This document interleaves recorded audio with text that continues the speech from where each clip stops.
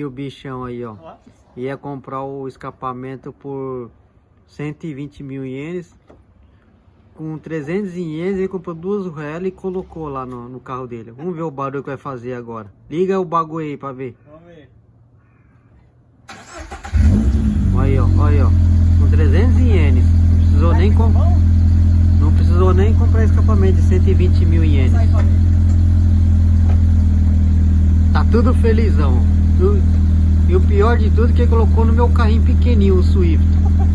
Que eu uso pra trabalhar, e colocou também. Ficou bom. Vamos ver, agora ele tá saindo aí. Tudo feliz da vida aí, ó. Parecendo uma criança.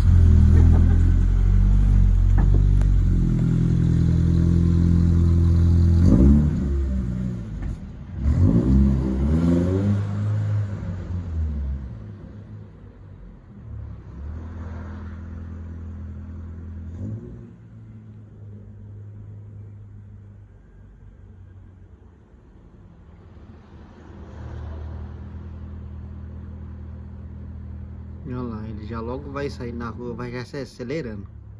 Vai se amostrar já.